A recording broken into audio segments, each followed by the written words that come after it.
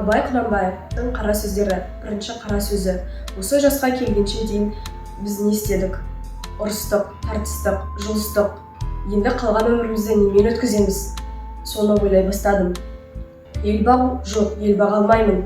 Елді жастар бақсын. Көңілі басылмаған жастар бақсын. Бізді Құдай сақтасын.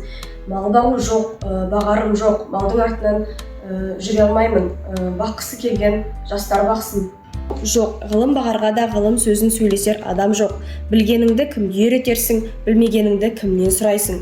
Елсіз күнсізде кездемені жайып салып, қолына кезін алып отырғанның не пайдасы бар? Софылық қылып дін бағу жоқ, онда болмайды. Оған да тыныштық керек. Не көңілде, не көрген күніңде бір тыныштық жоқ. Осы елде, осы жерде не қылған софылық? Ақыры ойлап едім, осы ойыма келген нәрселерді қағазға жаза берейін. Ақ қағаз бен қара сияны ермек қылайын.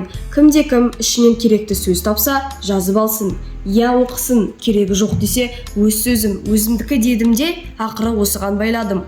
Енді мұнан басқа ешбір жұмысым жоқ.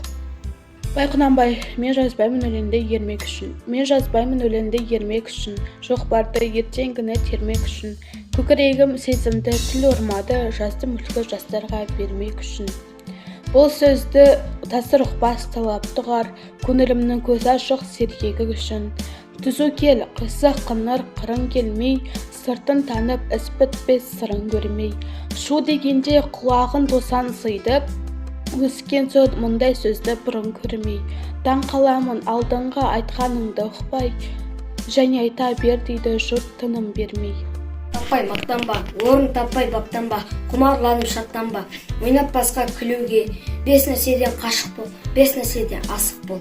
Адам болам десеңіз, сүйеуін өмір алдына, оған қайғы жесеңіз, өсек өтірік мақтаншақ, еріншек бекер мал шашпақ, бес тұспаннан білсеңіз, талап еңбек терең ой, қанағат рақым ойлап қой, бес асылыңыз көнсеңіз. Абай Құнанбаев, абайдан абайдары. Ұлы абай үйіне қамқор болған, даналық парасатқа жаны толған, менменсінген мақтаным мысын басып, жәбір көрген кісіге пана болған.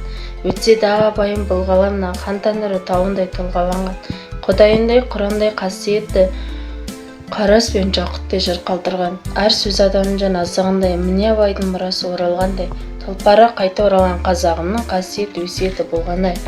Дүниеге әкелген абайдары, топырағын тудырған абайданы.